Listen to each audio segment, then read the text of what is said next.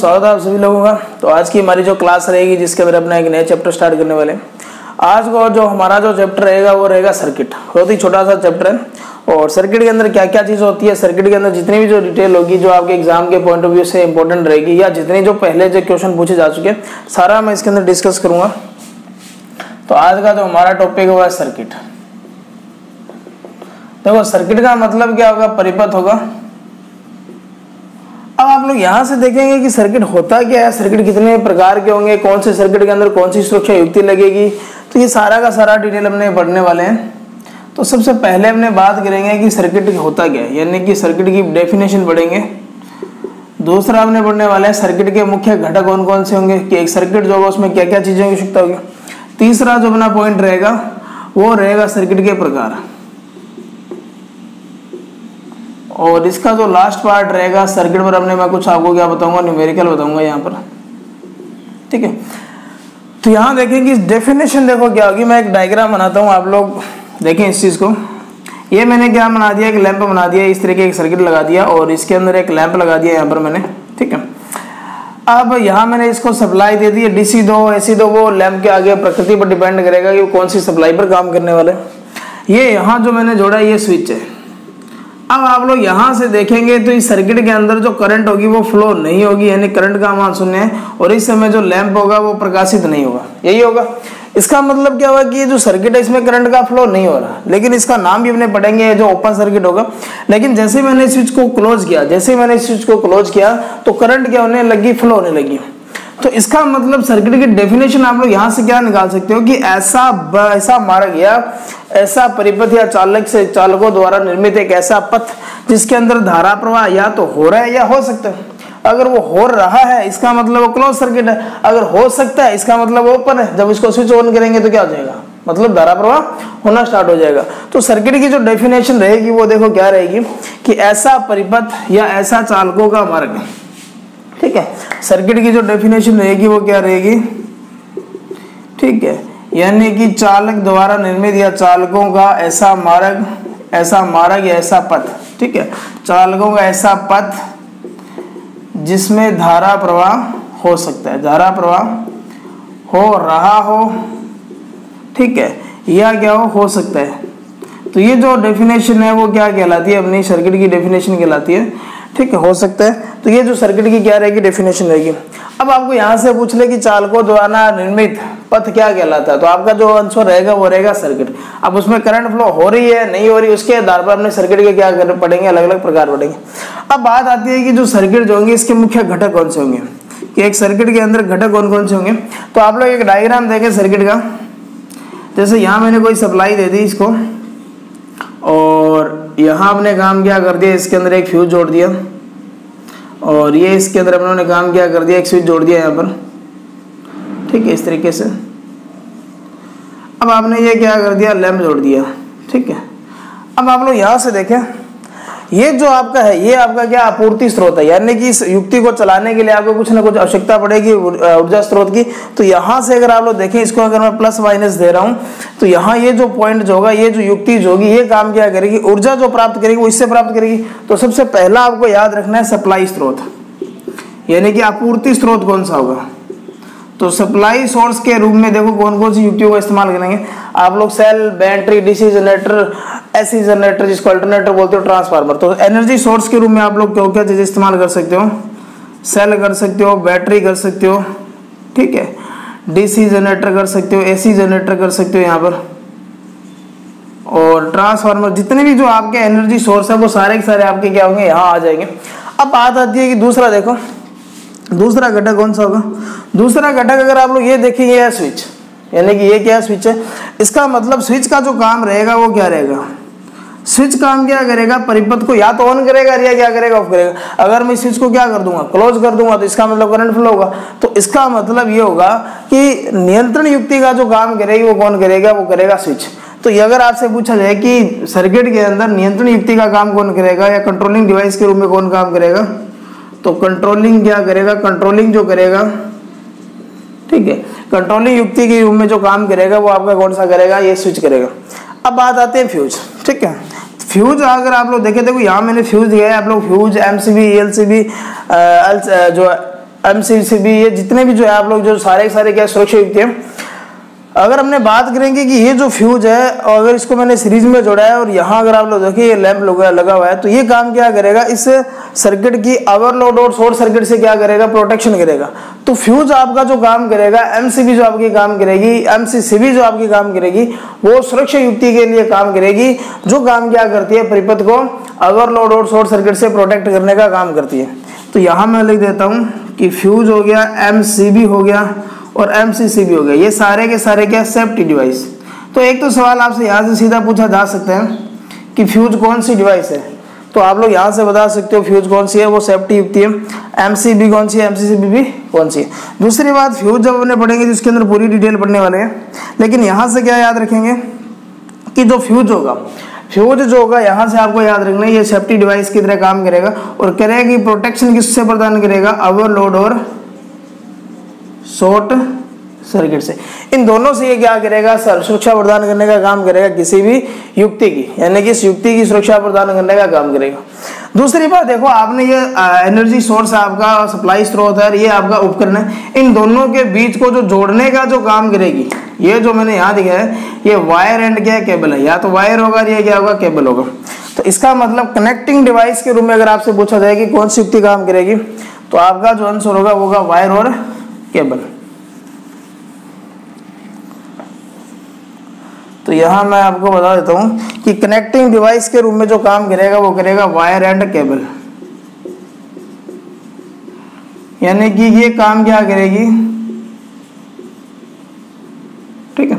इसका जो काम है, इसका ये काम है कि ये जो सप्लाई सोर्स हो गया और ये आपका क्या हो गया, उपकरण हो गया, इन दोनों के बीच का क्या करेगा, मीडिएटर का काम करेगा, मतलब इन दोनों को क्या करेगा, जोड़ने का काम करेगा।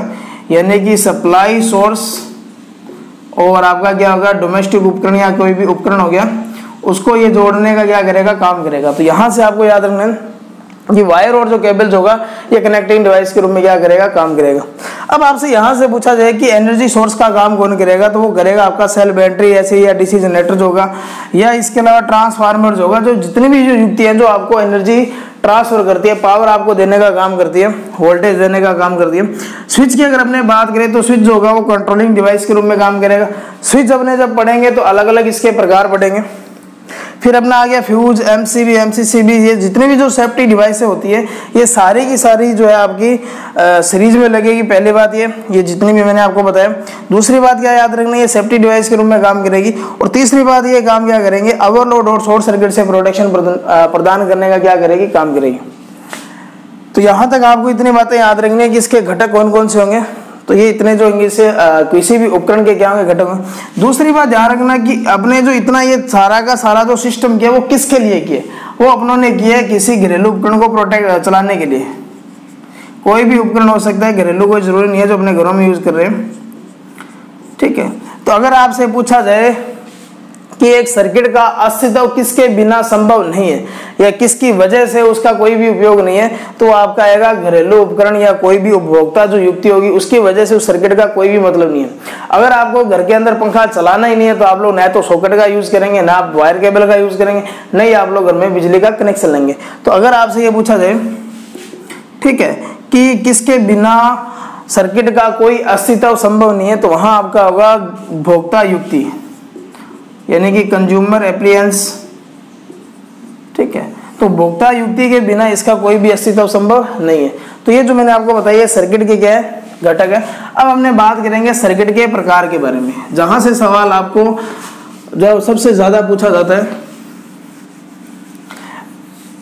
अपने जो है टॉपिक वाइज ये सिस्टम स्टार्ट करते रहेंगे, धारा, वोल्टेज, अलग अलग सिस्टम से ये सिस्टम चलेगा अपना।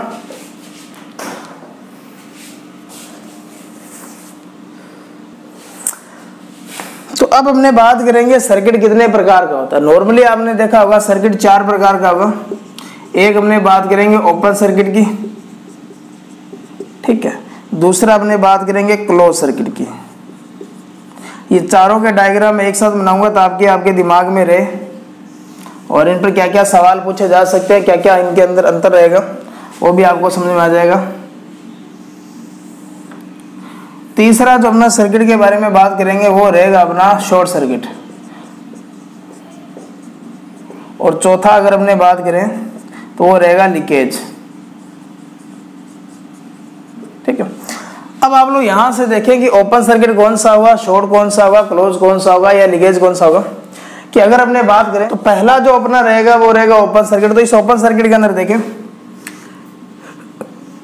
आप लोग यहां युक्तियां दिखाना चाहो तो वो दिखा सकते हो, फ्यूज एमसीबी जो भी है, ये अपने पास कोई युक्ति होगी यहां पर। ठीक है, इस तरीके से। अब आप लोग देखें यहाँ जो मैंने सप्लाई सोर्स जोड़ दिया, ये मैंने स्विच को क्या कर दिया, ओपन कर दिया, यानी कि जो स्विच है वो इस समय क्या ओपन है, मतलब खुला है। और अब आप लोग देखेंगे कि यहाँ मैंने लैंप लगाया तो वो लैंप क्या होगा, प्रकाशित नहीं होगा। अगर आप लोग यहाँ हीटर रखोगे तो वो भी उसमें नहीं होगा, मतलब वो भी ऊष्मा प्रदान नहीं करेगा। मतलब कोई भी युक्ति हो जो कि वो काम नहीं करेगी। इसका मतलब क्या होगा कि ओपन सर्किट अगर अपने बात करें तो ओपन सर्किट के अंदर एक तो बात ये पता चल चुकी है आपको कि ओपन सर्किट एक ऐसा सर्किट होगा जिसके अंदर करंट का जो मान होगा वो क्या रहेगा, शून्य। अगर करंट शून्य है, ठीक है, अगर आपकी करंट शून्य है तो आपको पता है कि अगर शून्य रखूंगा तो रेजिस्टेंस का मान क्या आएगा, अनंत आएगा। तो आर जो होगा, रेजिस्टेंस क्या रहेगा, अनंत रहेगा। रेजिस्टेंस क्या रहेगा, अनंत रहेगा। अब बात आती है कि सर्किट की वोल्टेज क्या रहेगी। अगर आप लोग देखें, ठीक है, अगर आप लोग ये जो टर्मिनल खुला है, अगर इन खुले टर्मिनलों पर अगर आप लोग वोल्ट मीटर जोड़ेंगे तो यहाँ जितनी भी जो वोल्टेज होगी, अगर यहाँ 10 वोल्ट है, 100 वोल्ट है, 200 वोल्ट है, जो भी वोल्टेज होगी वो सारी की सारी वोल्टेज ये वोल्ट मीटर दिखाएगा। इसका मतलब ओपन सर्किट जो होगा, जो भी सर्किट जो होगा, जो ओपन होगा, मतलब जहां ओपन के जो टर्मिनल होंगे अगर वहां वोल्ट मीटर लगाओगे तो वो सारी की सारी वोल्टेज आपको क्या करेगा, दिखाने का काम करेगा। मतलब इस समय जो वोल्टेज होगी वो सप्लाई सोर्स के बराबर होगी, यानी कि सप्लाई वोल्टेज के क्या होगी, बराबर होगी। अब आपको यहां से पूछ रहे कि ओपन सर्किट के अंदर करंट का मान कितना होगा, तो 0 होगा। ओपन सर्किट के अंदर रेजिस्टेंस का मान कितना होगा, तो अनंत होगा। वोल्टेज पूछे तो ओपन सर्किट के जो टर्मिनल जो है, यानी कि जहां ओपन हुआ है, अगर वहां हमने वोल्टमीटर लगा के देखे तो उस समय इस वोल्टमीटर की जो रीडिंग होगी वो क्या रहेगी, यहाँ जितनी वोल्टेज है वो आपको सारी की सारी क्या करेगा, दिखाने का काम करेगा।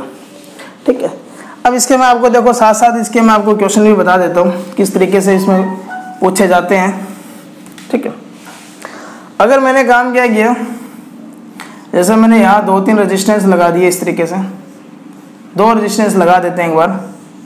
यहाँ मैंने क्या किया, 100 वोल्ट की सप्लाई दे दी और एक रेजिस्टेंस का मान लेते हैं कितना है, ये 10 ओम है और ये मान लेते हैं 40 ओम है। ठीक है, अब मैं एक तो काम क्या करूँगा, यहाँ वोल्ट मीटर लगा दिया और एक मैंने यहाँ जोड़ दिया।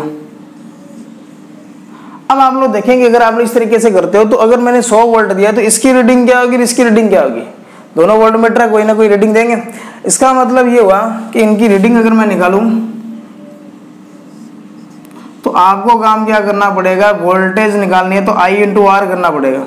अगर इसकी चाहिए तो इसका रेजिस्टेंस तो आपको पता है लेकिन करंट नहीं पता। करंट आपको पता है कि इन दोनों में वही जाएगी जो यहाँ से निकलेगी, तो यहाँ से जो निकलेगी वो किसका मान कितना होगा, V/R करेंगे। वोल्टेज का मान 100 है, दोनों का रेजिस्टेंस कितना आएगा, 50 आएगा सीरीज के अंदर, तो एम्पियर कितना आएगा, 2 एम्पियर। इसका मतलब यहाँ जो करंट होगी वो कितनी आएगी, 2 एम्पियर। तो इस रेजिस्टेंस पर जो वोल्टेज होगी वो कितनी आएगी, 20 आएगी। मतलब यहाँ जो वोल्टेज होगी वो कितनी आएगी, 20 आएगी। और आपको इधर वाला करने की जरूरत नहीं पड़ेगी, 80 इसकी होगी, या करके देखोगे तो 20 2 इंटू क्या करेंगे, 40 करेंगे तो 80 वोल्ट। इसका मतलब इस वोल्ट मीटर की जो रीडिंग आएगी वो 20 वोल्ट होगी और इसकी रीडिंग कितनी आएगी, 80 वोल्ट होगी। अब काम क्या करते हैं, इस रेजिस्टेंस को मैं तोड़ देता हूँ। ये रेजिस्टेंस क्या हो गया, ओपन हो गया। ठीक है, ये रेजिस्टेंस क्या हो गया, ओपन हो गया। अगर आपसे पूछा जाए, अगर आपको बोला जाए कि 2 रेजिस्टेंस है R1 और एक R2 है, दोनों सीरीज में जोड़े गए और यहाँ जो वोल्टेज दे रखी है वो 100 दे दी, V दे देता सीधा तो भी कोई बात नहीं है। अगर बोल दे कि R2 ओपन हो जाए तो इस V1 और V2 की रीडिंग क्या होगी। अब आप लोग यहाँ से देखेंगे जो भी टर्मिनल ओपन हुआ है यहाँ सारी की सारी वोल्टेज होगी। अब इसका मतलब ये कोई रीडिंग नहीं देगा क्योंकि करंट क्या है, 0। I का मान क्या, 0। I का मान 0 होने का मतलब है कि ये जो है वोल्टमीटर आपने इन दोनों टर्मिनलों पर जोड़ा है, ये तो ओपन नहीं है। इसका मतलब क्या हुआ, इस पूरे सर्किट के अंदर ये यहाँ ये ओपन करेंगे तो इस पूरे सर्किट के अंदर करंट का मान क्या रहेगा, 0। अगर करंट का मान 0 है तो 0 इंटू इसका मान लेते हैं 10 है तो कितना आएगा, 0। तो इस पर कोई भी रीडिंग नहीं आएगी, बाकी जितनी भी रीडिंग होगी वो सारी सारी ये वोल्टमीटर दिखाएगा। तो इस कंडीशन के अंदर V1 का जो मान होगा वो 0 वोल्ट होगा और V2 का जो मान होगा वो कितना आएगा, पूरा 100 वोल्ट आएगा। तो यहां से आपको याद रखना है कि जो भी टर्मिनल क्या होगा, ओपन होगा, उस पर वोल्टेज क्या रहेगी, जो सप्लाई है वो सारी की सारी आपको यहाँ दिखाएगा, लेकिन जो रेजिस्टेंस अगर क्या जुड़ा हुआ है पूरा एकदम सही है, उसके ऊपर कोई भी रीडिंग नहीं होगी, मतलब ये कोई भी वोल्टेज का ड्रॉप नहीं करेगा। तो इस कंडीशन के अंदर आपकी V1 की रीडिंग क्या होगी और V2 की रीडिंग क्या होगी, वो इस तरीके से आएगी। अगर मैं यहाँ 3 रेजिस्टेंस भी जोड़ देता, तो जो रेजिस्टेंस ओपन है वो सारी की सारी वोल्टेज दिखाता, बाकी दोनों पर क्या रहेगी, वोल्टेज का मान क्या रहेगा, 0। तो ये आपको याद रखना है कि ओपन सर्किट जो भी टर्मिनल ओपन करोगे उस पर सारी की सारी क्या रहेगी, वोल्टेज रहेगी। अब अगला अपना जो पॉइंट रहेगा वो रहेगा क्लोज सर्किट। बंद परिपथ के अंदर देखो क्या होगा, तो बंद सर्किट का मतलब क्या होगा कि घर के अंदर आपने काम किया है, किसी भी स्विच को ऑन किया, जैसे ही आपने स्विच को ऑन किया तो युक्ति काम क्या करेगी, प्रकाशित होगी, मतलब वो काम करेगी। इसका मतलब सर्किट क्या है, क्लोज है। क्लोज सर्किट के अंदर देखो इस तरीके से ये स्विच था, इसको मैंने बंद कर दिया, आगे फ्यूज एमसीबी जो भी दिखाना चाहो आप लोग दिखा सकते हो।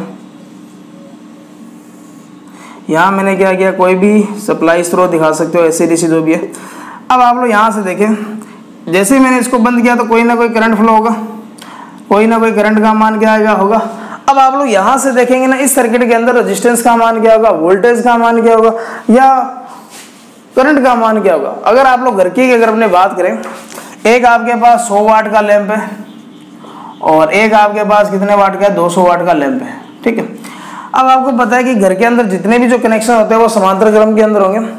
अगर 1 एम्पियर की करंट ले रहा है, मान लेते हैं इसको 200 वोल्ट की सप्लाई से जोड़ रहे हैं, तो आई का जो मान आएगा वो आएगा P/V। पावर इसके अगर अपने देखे तो 200 है, अगर वोल्टेज देखे तो 200। इसका मतलब ये आधे एम्पियर की करंट लेगा, ये आधे एम्पियर की करंट ले रहा है। अगर इसकी जगह मैंने काम किया, इस 100 वाट के लैंप को निकालकर मैंने 200 वाट का जैसे जोड़ दिया और वोल्टेज भी मैं कितनी दे रहा हूँ, 200 दे रहा हूँ, तब करंट का जो मान आएगा वो कितना आएगा, वो आएगा 1 एम्पियर। अगर इन दोनों को मैं समांतर में जोड़ दूंगा तो आपको पता है करंट का जो मान आएगा वो आएगा 1.5 एम्पियर।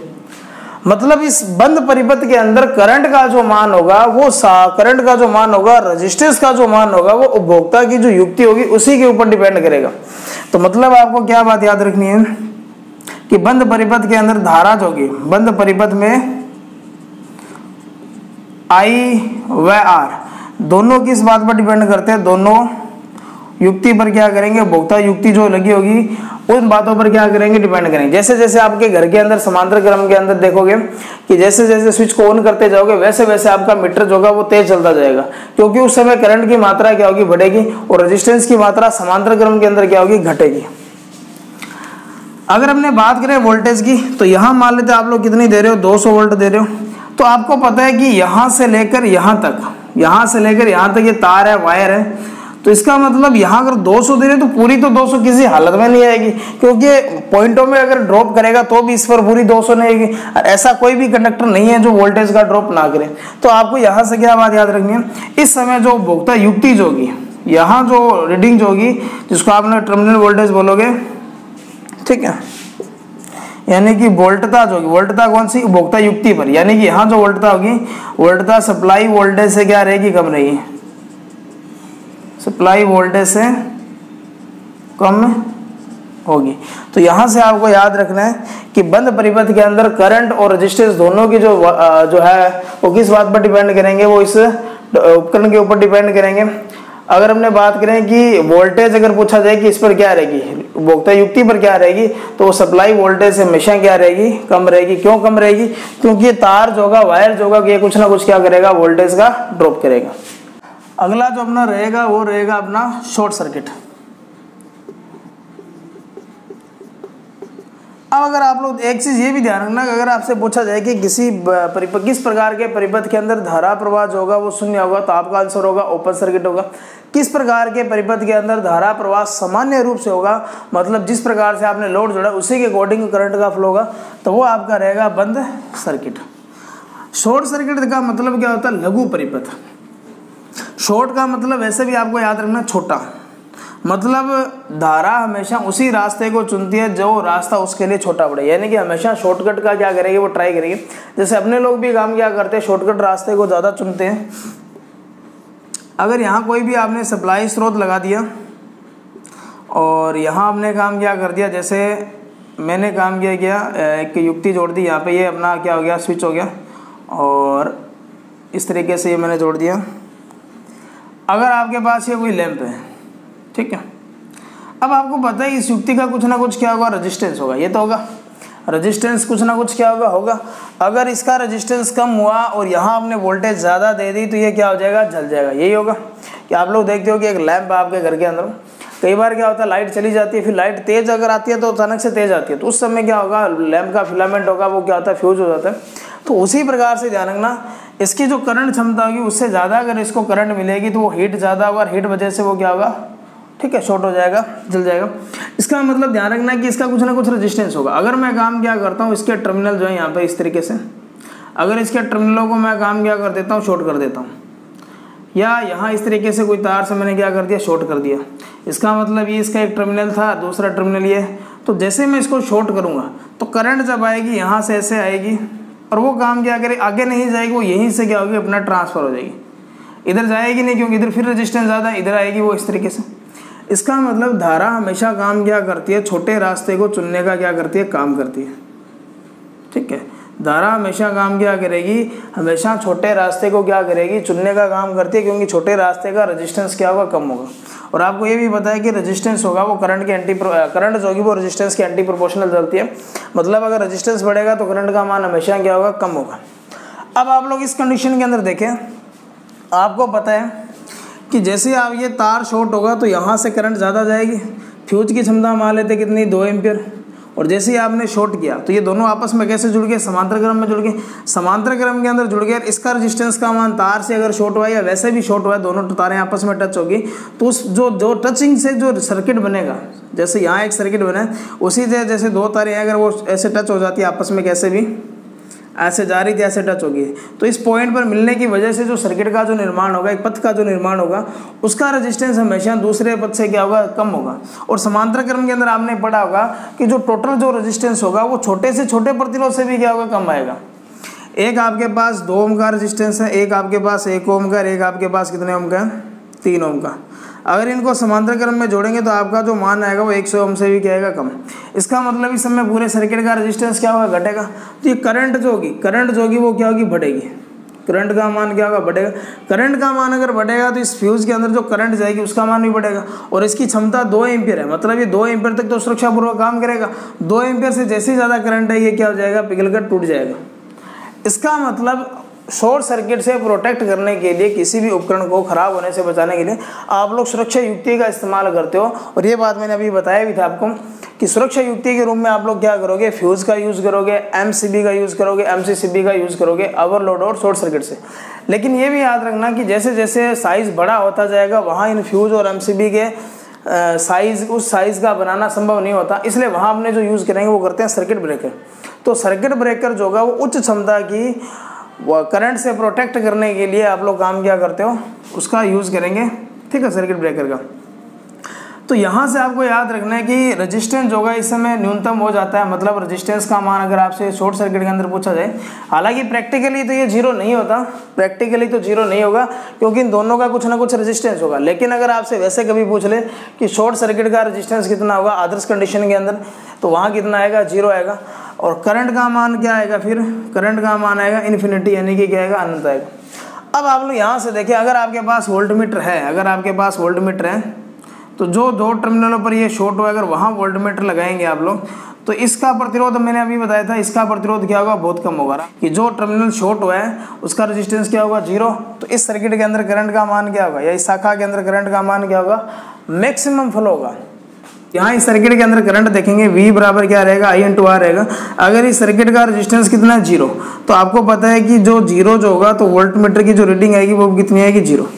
तो ये बात आपको याद रखना है कि अगर कोई टर्मिनल शॉर्ट होता है, अगर कोई टर्मिनल क्या होगा, शॉर्ट होगा, तो उसका वोल्टेज होगा वो कितना रहेगा, 0। यानी कि उन 2 टर्मिनलों पर जो वोल्टेज का जो मान होगा, विभव का जो मान होगा, विभव का अंतर का जो मान होगा, वो हमेशा क्या रहेगा, 0 रहेगा।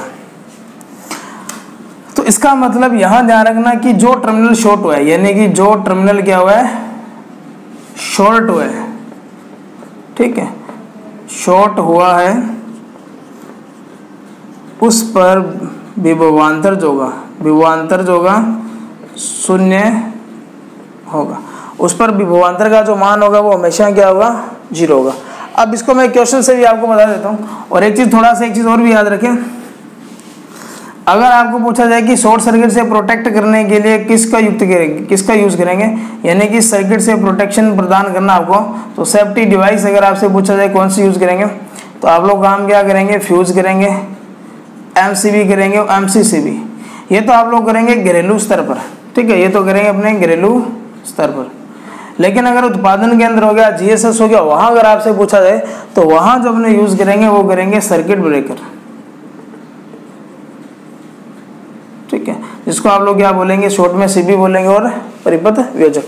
तो ये बात आपको यहाँ से याद रखनी है। अब जैसे मान लेते हैं अपने पास 3 रेजिस्टेंस है, ठीक है, इसका मान लेते हैं 10 ओम है, इसका मान लेते हैं 20 है और इसका मान लेते हैं 30 ओम, ठीक है। अगर आप लोग यहाँ काम क्या करते हो, 240 वोल्ट के क्या करते हो, आपूर्ति देते हो। अब नॉर्मल कंडीशन के अंदर क्या होगा, यहाँ अगर वोल्टमीटर लगाते हैं अपने और एक इसके टर्मिनलों पर लगाते हैं और एक इसके टर्मिनलों पर लगाते हैं, उस कंडीशन के अंदर क्या होगा, और जब आप लोग ये एक टर्मिनल को शॉर्ट करेंगे तब क्या होगा। ओपन वाला मैंने आपको कंडीशन बता दी थी। अगर मैं यहाँ 240 वोल्ट दे रहा हूँ तो इस पर जो रीडिंग होगी V बराबर क्या करेंगे, I × R करेंगे। R का मान पता है लेकिन I का मान नहीं पता, तो I का मान निकाल लेते हैं। तो I बराबर क्या रहेगा, V/R रहेगा। वोल्टेज का मान 240 दे रखा है और R का मान 10, 20 और 30, 50 और 10 60 हो जाएगा। यहाँ पर करंट का मान कितना आएगा, 4 एम्पियर। इसका मतलब अगर 4 एम्पियर की इसके अंदर अगर करंट जा रही है तो इसके अंदर भी 4 होगी, इसमें भी 4 होगी, इसमें भी क्या होगी, 4 होगी। तो 4 × 10 करेंगे तो इस पर जो वोल्टेज आएगी वो आएगी 40, 4 × 20 करेंगे तो इस पर आएगी 80 और 4 × 30 करेंगे तो इस पर आएगा 120। इन चारों को जोड़ के देखो 240 आएगा। मतलब इस कंडीशन के अंदर वोल्टमीटर की इसकी रीडिंग 40 होगी, इस पर 80 होगी, इस पर कितनी होगी, 120 होगी। लेकिन अगर आपको यहाँ से देखो, अगर बोल दे कि ये टर्मिनल क्या हो गया, शॉर्ट हो गया, ये जो R2 है जो 20 ओम का था ये शॉर्ट हो गया, इसका मतलब शॉर्ट होने का मतलब इसका कोई काम नहीं है, क्योंकि अब इस रेजिस्टेंस के अंदर करंट नहीं जाएगी, क्योंकि करंट जो होगी वो यहाँ से क्या हो जाएगी, बाईपास हो जाएगी। इसका मतलब इस रेजिस्टेंस का वो कोई काम नहीं है। इसका मतलब यहाँ इस वोल्टमीटर की जो रीडिंग आएगी वो तो आएगी 0। अब ये 240 होगा वो 10 और 30 ओम पर क्या हो जाएगा, डिवाइड हो जाएगा। यानी कि 10 और 30 अगर अपने बात करें तो 240, 10 और 30 कितना आ जाएगा, 40। धारा का मान अब कितना आएगा, 6 एम्पियर। तो पहले 4 था, अब कितना हो गया, 6। इसका मतलब जैसे ही आप लोग किसी भी रेजिस्टेंस को शॉर्ट करोगे, अगर 3 रेजिस्टेंस ऐसे जुड़े हैं तो जैसे ही आपने इसको शॉर्ट किया तो इसका मतलब करंट का मान क्या होगा, बढ़ेगा, क्योंकि टोटल सर्किट के अंदर जो रेजिस्टेंस होगा उसके मान में क्या आएगी, कमी। तो इस पर जो रीडिंग आएगी अब आएगी 60, 6 × 10 करेंगे और इस पर करेंगे तो 6 × 30 करेंगे तो इस पर कितना आएगा, 180। तो ऐसे भी आपको सवाल पूछे जा सकते हैं, ठीक है, कि 2 वोल्टमीटर है, दो अगर रेजिस्टेंस है R1 और R2 है, उसको 20 वोल्ट की सप्लाई से जोड़ दिया, तो 20 वोल्ट की सप्लाई से जोड़ दिया, तीनों प्रतिरोध का मान सेम है, तो इस पर वोल्टेज कितनी होगी, इस पर कितनी होगी, इस पर कितनी होगी। फिर अगर बोलते एक अगर आपने शॉर्ट कर दिया तब कंडीशन क्या होगी, तब दोनों की रीडिंग क्या होगी। तो एक सवाल ऐसा भी देख लेते हैं हमने। फिर हमने बात करेंगे लीकेज सर्किट की। अब आप लोग यहाँ से देखें, मान लेते हैं अपने पास क्या, ये R है, ये R है और ये भी R है, यानी कि 2 समान रेजिस्टेंस है, इनको 20 वोल्ट की क्या कर दिया आपने, सप्लाई से जोड़ दिया। अगर आपसे पूछा जाए, ठीक है, अगर आपसे पूछा जाए कि इसको अगर मैं शॉर्ट कर दूं, इसको मैंने क्या कर दिया, शॉर्ट कर दिया, तो जो R1 है, ठीक है, R1 और ये R2 है, अगर मैंने इसको क्या कर दिया, शॉर्ट कर दिया, और दोनों की जो वैल्यू है वो बराबर है कि R1 और R2 2 रेजिस्टेंस है, समांतर क्रम में जुड़े, श्रेणी में जुड़े, और इनका प्रतिरोध क्या सेम है, मतलब R मान सकते हो।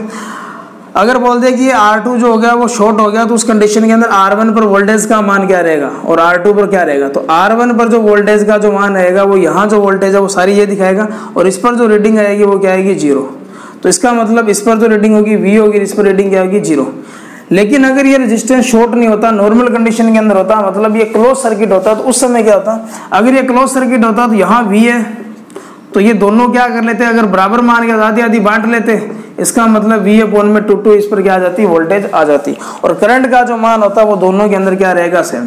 ठीक है, तो ऐसे क्वेश्चन काफी इंपॉर्टेंट बनते हैं। यहाँ से अगर आपसे पूछे कि 2 रेजिस्टेंस है R1 और R2 है, वो समान मान के श्रेणी क्रम के अंदर इनको V वोल्ट की सप्लाई से जोड़ा गया, आपूर्ति से जोड़ा गया, तो इनमें प्रवाहित होने वाली धारा विभवांतर का मान क्या होगा। तो ऐसे आपको ऑप्शन दे देगा IV I2 अपॉन में V दे देगा, और यहाँ दे दिया आपको I और V अपॉन में 2। तो ऐसे आपको यहाँ से बताना होगा राइट आंसर क्या होगा।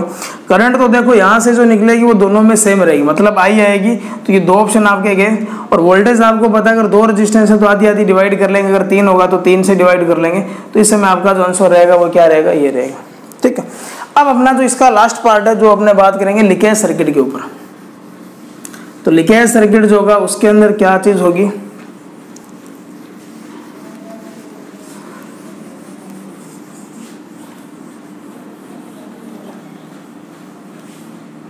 देखो लीकेज का मतलब क्या होता है, रिसाव, मतलब लीक होना, रिसना।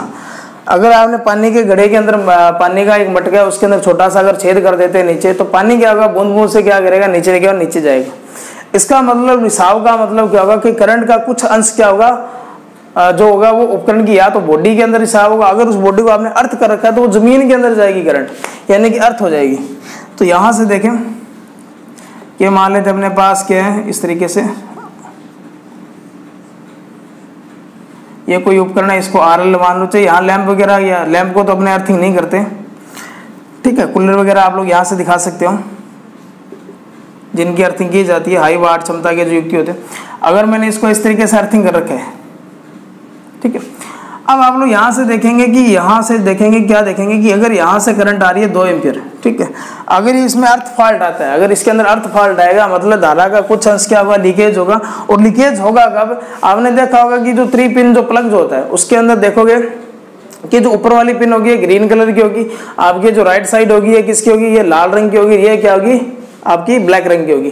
तो ये जो अर्थिंग वाला जो होगा, ये तार अगर पीछे से जाके देखेंगे तो उपकरण जो है जिसको आपने अर्थिंग कर रखा है उसकी बॉडी के साथ में क्या होगा, कनेक्ट होगा, मतलब ये फेज का जो होगा उसके साथ कनेक्ट होगा। और अर्थिंग वाला जो टर्मिनल होगा, सॉकेट जो होगा, आपने प्लग इसको ऐसे यहाँ लगा दिया, ये जो सॉकेट होगा जहां आपने अर्थिंग कर रखी होगी उसके साथ में क्या किया जाता है, कनेक्ट किया जाता है।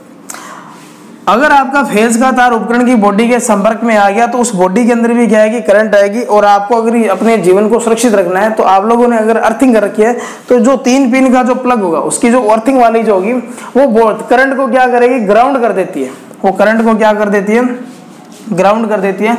और एक चीज मैं आपको बता देता हूँ कि इंडियन इलेक्ट्रिसिटी रूल जो है वो 1956 के अंदर बनाए गए थे, और इसके अंदर टोटल 146 रूल है, जिसके अंदर 49 नंबर रूल, नियम नंबर 49 क्या कहता है कि जो लीकेज करंट है, ये लीकेज करंट जो होगी, ठीक है, लीकेज धारा जो होगी वो 1/5000 इंटू पूर्ण भार धारा, ठीक है, full load current. Full load current का मतलब क्या होगा कि ये जो उपकरण जो होगा ये कितनी करंट ले रहा है वो आएगी यहाँ पर, और 1/5000 इंटू पूर्ण भार धारा, ठीक है, मतलब इससे ज्यादा लीकेज करंट नहीं होना चाहिए। अगर इतने से ज्यादा लीकेज करंट हो रही है तो 48 घंटों के अंदर उसका कनेक्शन को क्या किया जाए, काट दिया जाए। अगर आपसे पूछा जाए कि अगर कोई घरेलू उपभोक्ता है वो काम क्या करता है, अर्थ लीकेज के फॉल्ट को दूर नहीं करता, तो इंडियन इलेक्ट्रिसिटी रूल के अनुसार कितने घंटे के बाद उसके विद्युत कनेक्शन को काट दिया जाएगा, तो 48 घंटे इसका क्या आएगा, राइट आंसर रहेगा, मतलब 2 दिन। अगर आप लोग 1/5000 को मिली में चेंज करना चाहते हो तो इसको गुणा करेंगे 1000 से। तो जब 1/5000 को मैं अगर 1000 से गुणा करूंगा तो यहाँ 3 0 से 3 0 1/5 बचेगा, और 1/5 का जो मान आएगा 0.2 मिली एम्पियर, और यहाँ क्या आ जाएगी, लीकेज करंट, और यहाँ क्या आएगी, फुल लोड करंट, ठीक है। तो ये आपको यहाँ से याद रखना है कि लीकेज करंट का मतलब क्या होगा, अगर फेज का तार उपकरण की बॉडी के संपर्क में आ गया तो वो उस बॉडी के अंदर करंट आएगा। अगर आपने उसकी अर्थिंग कर रखी है तो वो सारी करंट क्या आएगी, जमीन के अंदर क्या होगी, ग्राउंड होगी, अर्थिंग के अंदर ग्राउंड हो जाती है। और इंडियन इलेक्ट्रिसिटी रूल के अनुसार इससे ज्यादा लीकेज नहीं होना चाहिए। इस लीकेज से बचने के लिए काम क्या करेंगे, मतलब अगर ये लीकेज हो रहा है, ठीक है, तो ज्यादा भी लीकेज नहीं होना चाहिए, और ये फॉल्ट अगर लीकेज हो रहा है तो इस फॉल्ट को दूर करना चाहिए। इस फॉल्ट का पता चल जाए इसके लिए अपने 2 युक्तियां यूज करेंगे जिनको RCD डिवाइस कहा जाता है, रेसिड्यूल करंट डिवाइस जिनको कहा जाता है। और यहाँ ये 2 प्रकार की होगी आपकी, एक तो होगी ELCB जिसको अर्थ लीकेज सर्किट ब्रेकर कहा जाता है, एक आपका रहेगा RCCB, residual current circuit breaker, ठीक है। तो ये इनके पूरे नाम रहेंगे। और लीकेज सर्किट का मतलब आपको मैंने बता दिया क्या रहेगा, इंडियन इलेक्ट्रिसिटी रूल के अनुसार कौन सा नंबर रूल है और क्या इसकी कंडीशन है, और इससे बचने के लिए अपने काम क्या करेंगे, ये दो चीज़ों को यूज करेंगे। इनके पूरे नाम आप लोग याद रखेंगे, यहाँ मैं लिख देता हूँ क्योंकि यहाँ से सवाल काफ़ी पूछे जाते हैं। आरसीडी का नाम याद रखना है, रेसिड्यूल करंट डिवाइस, ठीक है। मतलब इसका मतलब क्या होगा, अवशिष्ट धारा युक्ति। फिर अगर हमने बात करें ईएलसीबी का पूरा नाम क्या रहेगा, ईएलसीबी का जो पूरा नाम है लगभग स्टूडेंट को याद भी होगा, अर्थ लीकेज सर्किट ब्रेकर, अर्थ लीकेज सर्किट ब्रेकर। एक चीज आप लोग ये भी याद रखेंगे, जो सप्लाई जो अर्थिंग जो की जाती है वो केवल हमेशा एसी पर की जाती है, डीसी पर अर्थिंग नहीं की जाती। इसके पीछे भी रीजन है। और अर्थ टेस्ट अगर आप लोग देखेंगे तो उसके अंदर जो भूमि के अंदर जो करंट जो होती है वो भूमि के अंदर ट्रांसफर किया जाता है। तो रेसिड्यूल करंट सर्किट ब्रेकर, ठीक है।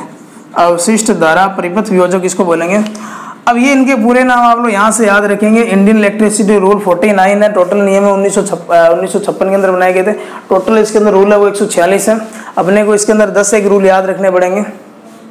तो ये जो जितना भी मैंने आपको बताया सारा सारा इसी से संबंधित है। तो आज की क्लास कैसी लगी, वीडियो के बारे में जरूर कमेंट कीजिए, वीडियो को ज़्यादा से ज़्यादा शेयर कीजिए। अगली जो अपनी क्लास रहेगी जिसके अंदर अपने एक नया चैप्टर के बारे में बात करेंगे। तो मिलते हैं नेक्स्ट टाइम। धन्यवाद, जय हिंद।